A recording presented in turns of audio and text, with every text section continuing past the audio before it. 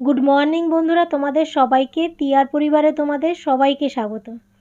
আশা করি যে যেখান থেকে আমার এই ভিডিওটা দেখছো তারা সবাই ভালো আছো।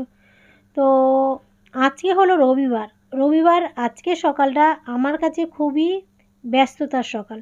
তো অন্যান্য কোনো কিছুই তোমাদের সাথে শেয়ার করতে পারলাম না। আর যেটা আমি রোজই শেয়ার করি, এই যে চা করা, এটা শেয়ার করলাম যেহেতু ক্যামেরাটা রাখতে সুবিধা হয় এখানে। তো ক্যামেরাটা রেখেই আমি ভিডিও শুরু করে দিয়েছি, তাকানোরও উপায় নেই, কী করছি না করছি সেটারও উপায় নেই। আর তোমাদের দাদা এখানে বসে রয়েছে, চা করব। আর কেন ব্যস্ত সেটাও বলছি। তো যেহেতু মা হয়েছি, মায়ের কর্তব্য করতে হবে, আর একদিকে স্বামী হয়েছে, স্ত্রীর কর্তব্য আমার করতে হবে। তো দুই দিকেই তাল সামলে আমার করতে লাগবে। আমার কেন, আমাদের মতন যারা হাউসওয়াইফ মা, তারপরে স্ত্রী, বা যখন আমার শ্বশুর শাশুড়ি ছিল তখন বৌমা ছিলাম, তো সমস্ত ধর্মই আমাদের হাউসওয়াইফদের পালন করতে লাগে। তো যেহেতু এখন আমার শ্বশুর শাশুড়ি নেই, তাই এখন আমার মায়ের ধর্ম আমার পালনও করতে হবে, আবার স্ত্রীর ধর্মও পালন করতে হবে। তো আজকে হলো রবিবার, তোমাদের দাদা আজকে বাজার যাবে না, বললো যে আজকে আর বাজার যাওয়ার লাগবে না, কেননা ছেলে আজকে দুপুরবেলাটা খাবে না, ও বেরোবে। তো সকালবেলা কোনো রকম একটুখানি ভাত খেয়েই বেরোবে। তো এই জন্য আর বাজার যাবে না, ওই জন্য টিফিনটা হবে না। তো আমার সকালবেলা বরের জন্য টিফিনও করতে হবে, আবার ছেলের জন্য ভাতও করতে হবে। তো ও যাবে একটা পরীক্ষা দিতে, তোমাদের এখনই বলে দিলাম। আমি না ভেবেছিলাম যে বলবো না, এটা পরের দিনের যে দিনের বেলার ভিডিও সেটা বলবো।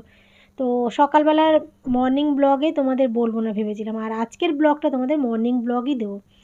তো ছেলে যাবে পরীক্ষা দিতে, তার জন্য আমার ভাত রান্না করে দিতে হবে। আর তার বাড়ি ফিরতে ফিরতে 4:30-5টা বাজতে পারে। তো আমি তখন পার্লারে থাকবো, তো দুপুরবেলাটা খাওয়া ওর হবে না। তো এই কারণে ছেলের জন্য আমার রান্নাও করতে হবে, আবার সংসারটাও দেখতে হবে। এই যে দেখো, এইগুলো তো আর ছেলেরা করতে পারে না। তো আমার যদি মেয়ে থাকতো কতটা করতো জানি না, কিন্তু আজকালকার ছেলে মেয়ে, ছেলে কি মেয়ে কি, মেয়েরাও করে না, কেননা মারাই করতে দেয় না, মেয়েরা না। তো কিছু কিছু মেয়েরা করে, কিন্তু সব মেয়েদের কথা আমি বলছি না।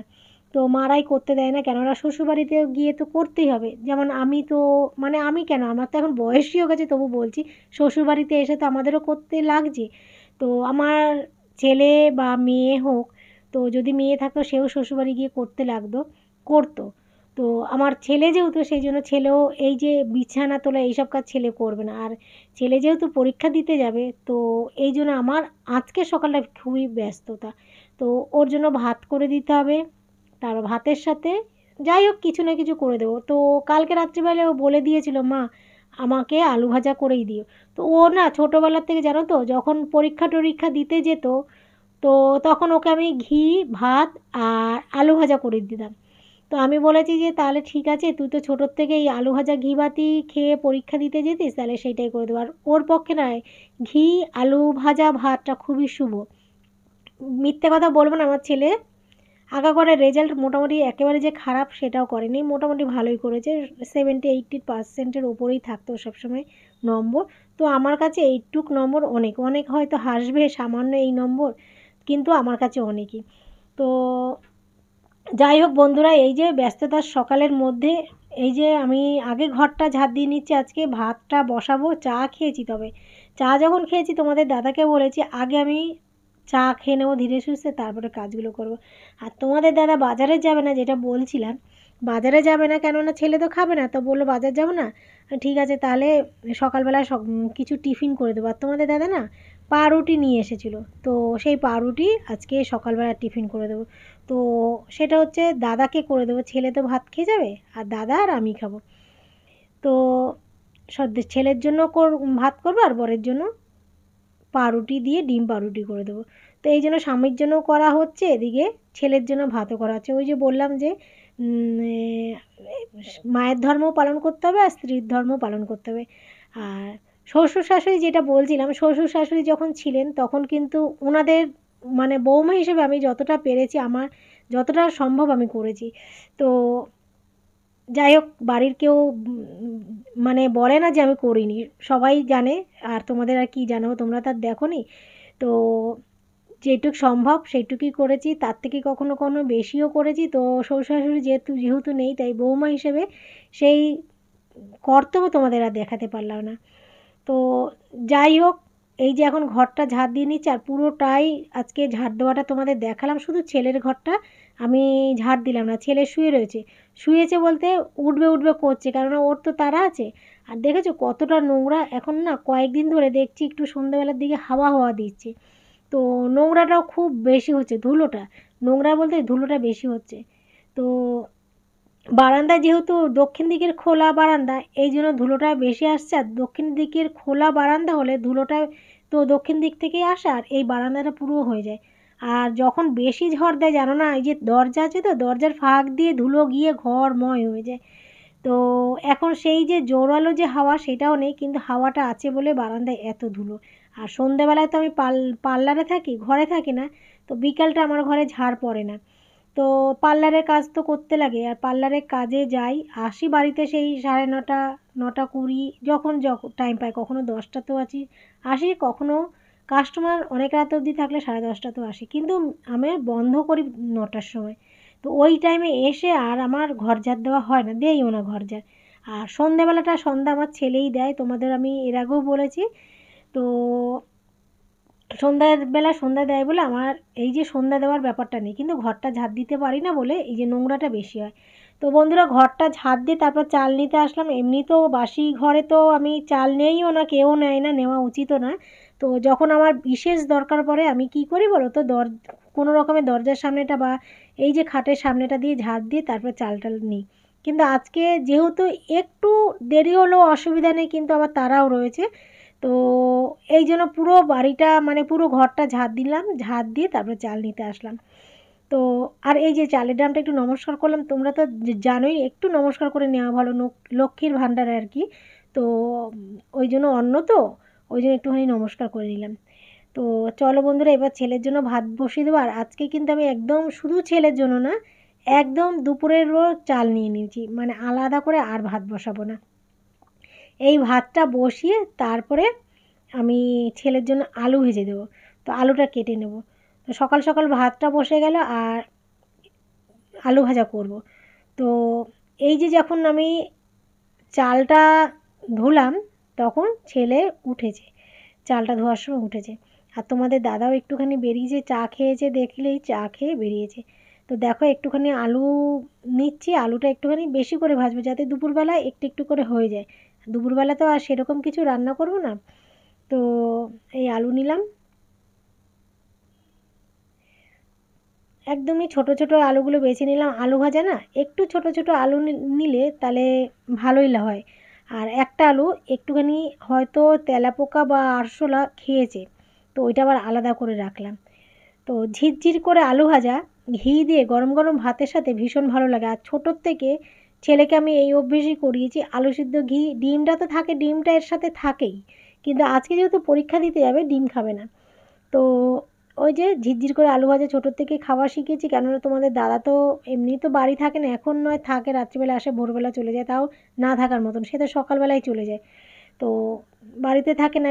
এবার তো আমি মেয়ে মানুষ, আমি কী খাবো ওকে, এই জন্য এই জিনিসটা খাওয়া শিখেছে, আর ভীষণই ভালো খায়। একটু ঘিটা বেশিই লাগে, গরম গরম ভাতের সাথে ঘি দিয়ে আলু ভাজা দিয়ে বেশ ভালো লাগে, আর আমারও ভালো লাগে, শুধু ছেলে বলে না, আমারও ভালো লাগে। তো আলুগুলো ঝিরঝির করে কেটে নিয়েছি, কেটে তারপরে তো ধোবো, ধুয়ে আমি ভেজে নেব। বলেছিলাম ওকে, আমি কালকে বলেছিলাম যে একটুখানি আলু সিদ্ধ খেতে পারিস, আলু সিদ্ধ ঘি দিয়ে খেতে পারি, বলো না আলু ভাজা দিয়ে খাবেন, ঠিক আছে আলু ভাজা দিয়েই তোকে ভাত খাইয়ে দেবো। তো বন্ধুরা, এই যে আলু ভাজাটা করে নিচ্ছি। আর সকালবেলার এত ব্যস্ততার মধ্যে এই যে যেইটুক ভিডিও করছি না, সেরকমভাবে ভিডিওটা আমি করতেও পারিনি, এই জন্য তোমরা দেখতেই পাচ্ছ বেশি কাজ আমি সকালবেলাটা শেয়ার করতে পারলাম না।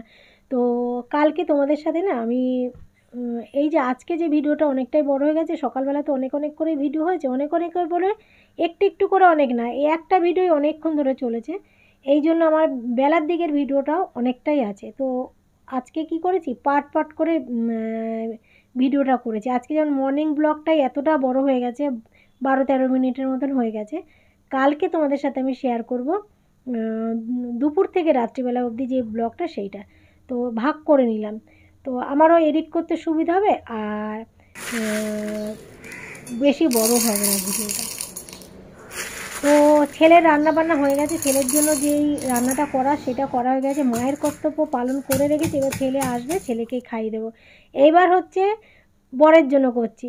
তো বরের জন্য করছি, বর পাউরুটি নিয়ে এসেছে, তোমাদের বললাম ডিম টোস্ট করবো, ডিম টোস্ট করবো। এবার না ঘরে গিয়ে দেখলাম যে গোলমরিচের গুঁড়ো নেই। তো ডিম টোস্টের মধ্যে একটু গোলমরিচের গুঁড়ো ছড়িয়ে দিলে বেশ ভালো লাগে। তো এই যে হামানদিস্তা, তোমরা দেখতে জানোই, হামানদিস্তাটা যখন কিনে নিয়ে এসেছিলো তোমাদের দাদা, আমি খুব রাগও করেছিলাম, আবার হাসাহাসিও করেছিলাম। এই হামানদিস্তা দিয়ে কী করব। তো হামানদিস্তা দিয়ে কী করব, কিন্তু কাজে যে কোনো জিনিস আমরা অবহেলা করলে কী হবে, প্রত্যেকটা জিনিসই আমাদের কিন্তু কাজে লাগে। তো হামানদিস্তাটাও কিন্তু কাজেই লাগছে। তো তখন তো বলেছিল যে আমার, যখন আমি একটুখানি রাগ করেছিলাম তখন বলো তোমার ব্যবহার করতে হবে না, আমার কাজের জন্য আমি লাগাবো। তো এবার দেখা গেল যে হামানদিস্তাটা আমার সাংসারিক কাজেই লাগে। তো ওই যে প্রত্যেকটা জিনিসই, কোনো জিনিসই অবহেলার না, প্রত্যেকটা জিনিসই কিন্তু কাজে লাগে। তো হামানদিস্তাটা দিয়ে, এই যে একটা গ্লাস আছে, এই গ্লাসটা না একটু বেঁকা গ্লাস, এইটার মধ্যে আমি প্রায় সময় গোলমরিচই থেতো করি, আদা টাদা থেতো করি না। আমি তো আদা ওই যে গ্রেটার দিয়ে গ্রেট করি, রসুন গ্রেটার দিয়ে গ্রেট করি, কিন্তু গোলমরিচটাই গুঁড়ো করি। আর গোলমরিচের না আধা থেতো করলে বেশি ভালো লাগে, ওই জন্য আমি পুরো মিহি করে গুঁড়ো করে নিই, আধা থেতো করেছি যাতে গন্ধটা ভালো হয়। বেশি মিহি করলে না গোলমরিচটা গন্ধ থাকে না ভালো, তো গন্ধ উড়ে যায়, কয়েকদিন পরে গন্ধ হয়ে যায়। এই জন্য একটু দানা দানা রয়েছে, বেশি দানা একটু না, বেশি বেশি দানা দানা রয়েছে, তো গন্ধটা ভালো থাকবে, অনেক দিন থাকবে। আর এখানে তোমাদের দাদা, আমি কিন্তু ডিম টোস্ট করছি, তো তোমাদের দাদা এখানে লাল শাক কেটে দিচ্ছে। লাল শাক ফ্রিজে রয়েছে, অনেক দিন আগে এনেছিল, তোমরা দেখেছিলে ব্লগে। তো লাল শাকটা কেটে দিচ্ছে, লাল শাক রান্না করব দুপুরবেলা, চিংড়ি মাছ আছে, চিংড়ি মাছ দিয়ে। তো আর এদিকে আমি ওই যে ডিম টোস্ট খাবো, মানে বড়ও খাবে আমিও খাবো। তো ডিম টোস্ট খেয়ে তারপরে রান্না বান্না করবো। আর ছেলের জন্য তো রান্না হয়ে গেছে, ছেলে কিন্তু স্নান করতে চলে গেছে। তো এরই ফাঁকে আমি এই টিফিনগুলো করে নিচ্ছি, কেন দুই দিকেই আমার সামাল দিতে লাগবে। তো বেটা ছেলে মানুষ বাড়ি রয়েছে, এমনিতেও সকালবেলায় তো তোমাদের দাদা বাড়ি থাকে না, যেহেতু রবিবার, তো বাড়ি রয়েছে, তার জন্য তো করেই দিতে হবে। তো এই যে দেখো ডিম টোস্ট করে দিয়েছি। এইভাবে ডিম টোস্ট ভীষণ ভালো লাগে আমার। ও দোকানে যেটা কিনতে পাওয়া যায়, এমনি ডিমটা সেকে, পাউরুটিটা সেকে নেই, যে আমি যেমন আজকে পাউরুটির আগে সেকে নিলাম, সেকে তারপরে ওই যে ডিমটা দিয়ে কড়াইতে দিয়ে তারপর ওপর দিয়ে পাউরুটি দেয়।